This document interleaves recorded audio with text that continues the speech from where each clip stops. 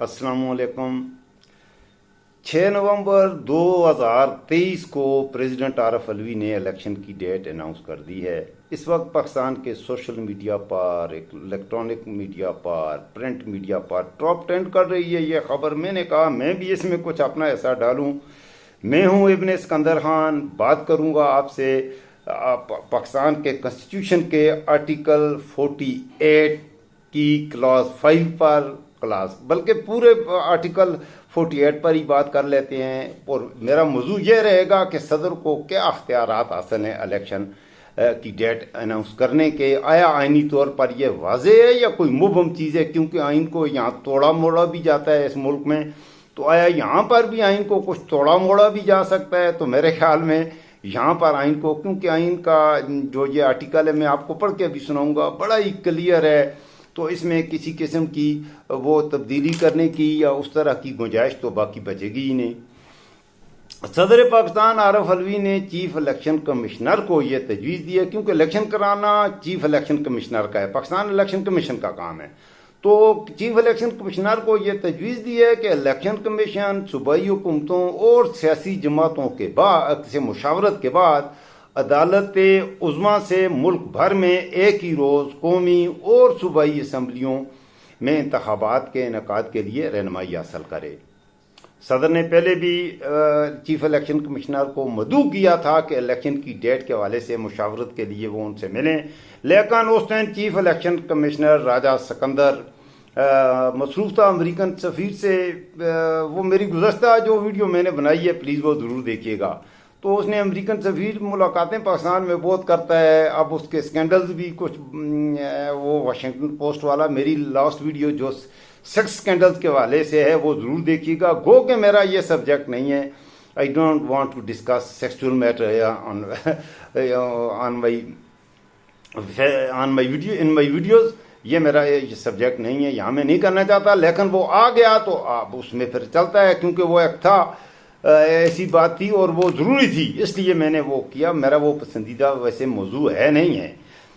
तो बहरहाल मैं बात कर रहा था चीफ इलेक्शन कमिश्नर प्रेसिडेंट को मिलने के बजाय मुल्क का प्रेसिडेंट उसे इनवाइट कर रहा है कि मुझे मिलो, तो नहीं मिलने के लिए तैयार। अमेरिकन सफ़ीर को मिल के सवाब दारैन हासिल किया और प्रेसिडेंट को यह जवाब दिया कि यह इलेक्शन कमीशन का अपना अख्तियार है कि यह फैसला करना कि कब और कैसे इलेक्शन करवाने हैं। एनीवे, मुल्क में आम इंतखाबात के हवाले से सदर मुमलकत ने chief election commissioner Sikandar Sultan Raja को लिखे गए खत में एक मरतबा फिर यह इसरार किया है कि आइन के तहत कौमी असम्बली के लिए आम इंतखाबात का इनेकाद असम्बली के तहलील के 90 रोज़ के अंदर हो जाना चाहिए, जो कि 6 ये डेट जो आती है वो 6 नवंबर 2023 डेट बनती है। उस हिसाब से 89 डेज के हिसाब से, 90 डेज के हिसाब से।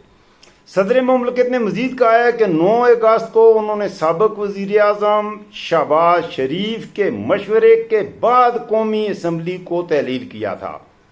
मतलब है ये असम्बली एक्ट तो पहले प्रेसिडेंट करता था 58(2)B यूज करके करप्शन चार्जेस लगा कर असम्बली। ये असम्बली सदर ने नहीं तोड़ी, सदर ने तहलील नहीं की, प्राइम मिनिस्टर के कहने पर कैबिनेट की मशावरत से ये असम्बली पहले लटकाते रहे, वरना तो पहले इलेक्शन हो जाते। जब पंजाब की असम्बली तहलील हो गई, KPK असम्बली तहलील हो गई, उसके बाद इलीगल सेटअप वहाँ पर लाया गया सिर्फ एक जमात को, इमरान खान को कॉर्नर करने के लिए या उसकी पॉपुलरिटी का गिराफ गिराने के लिए। हर गैर कानूनी तो छोड़िए, हर गैर अखलाकी जो भी उनसे किया, सिविल ब्यूरोक्रेसी ने, फौजी ब्यूरोक्रेसी ने, जर्नल ने, सब ने किया, इसमें कोई उसमें नहीं है। तो मैं ज़रा खुल के बात करता हूँ, मैं जर्नलों वर्नलों से मैं डरता नहीं हूँ, मैं अपने अल्लाह से डरता हूँ। इसलिए मैं जर्नलों की बात कह देता हूँ कि आसिम मुनीर जो कुछ कर रहा है ये उसका डोमेन नहीं है, ये उसका काम ही नहीं है जो वो कर रहा है,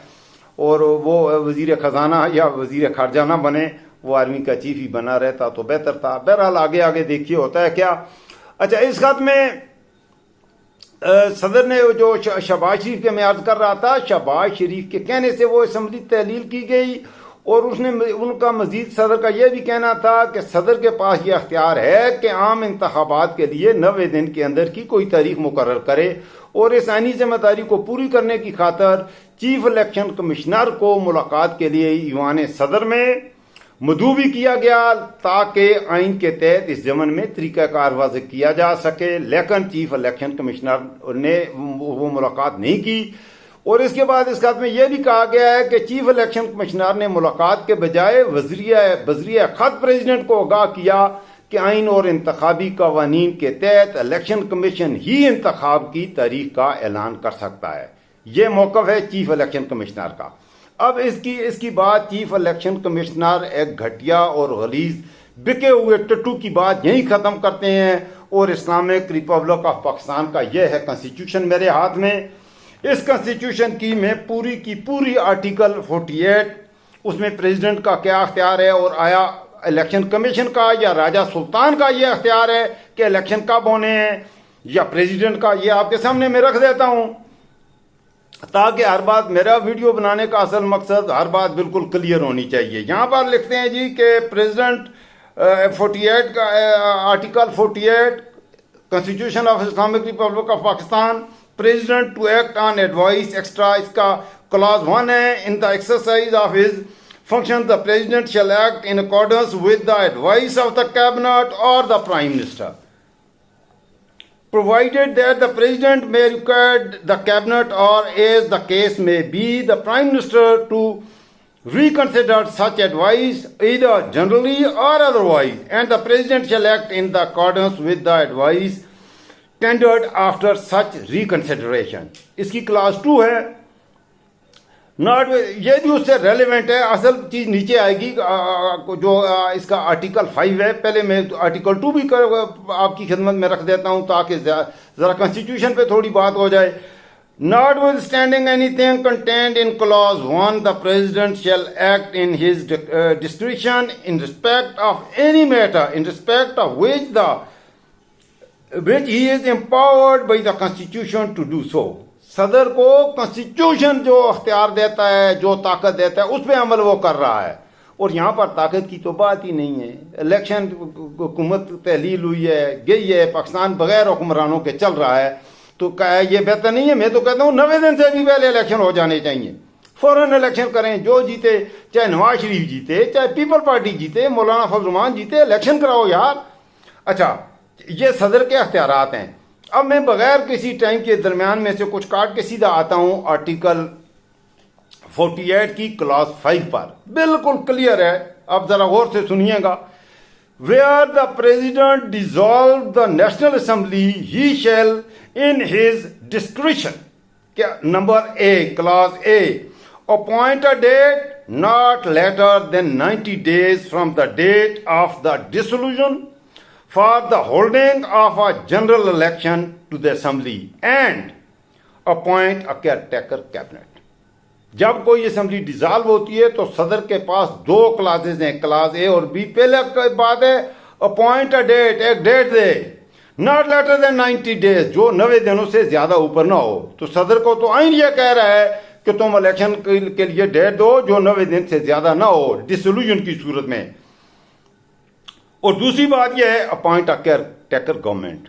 तो ये केयर टेकर गवर्नमेंट इन्होंने अपने आप को लाने के लिए खुद, इन डाकुओं ने, पीडीएम के डाकुओं ने केयर टेकर गवर्नमेंट तो इन्होंने खुद बनाई हुई है हर सूबे में तकरीबन। तो इन्हें किस बात का खतरा है? इनकी तो मर्जी के इलेक्शन होंगे, धांधली करो, किसी तरह करो, करके एक बहाना कर दो इलेक्शन का और उसके बाद इलेक्शन जीत के तुम इख्तियार में आओ। इमरान खान से इसका तो तुम डरे हुए हो कि जेल में है वो, और बगैर तो लानत है तुम्हारे ऊपर। तो ये कॉन्स्टिट्यूशन कह रहा था, मैंने आपकी खिदमत में रख दिया आर्टिकल 48 जो कॉन्स्टिट्यूशन है। तो इस कॉन्स्टिट्यूशन को, जैसे आप कहते हैं कुरान के बाद दुनिया में सबसे मुकद्दस चीज ये कॉन्स्टिट्यूशन ऑफ पाकिस्तान है, वो बगैर तो कुछ तो खुदा का खौफ करो, ये कॉन्स्टिट्यूशन जो तुमने बनाया है। और ये जो मौजूदा असेंबली वाले हैं, इनके बाप दादे सारे शामिल थे। कोई शराब पी के ये कॉन्स्टिट्यूशन बनाने में शामिल था, कोई तस्वीर रोल के इस कॉन्स्टिट्यूशन को बनाने में शामिल था, सारे इसमें शामिल थे।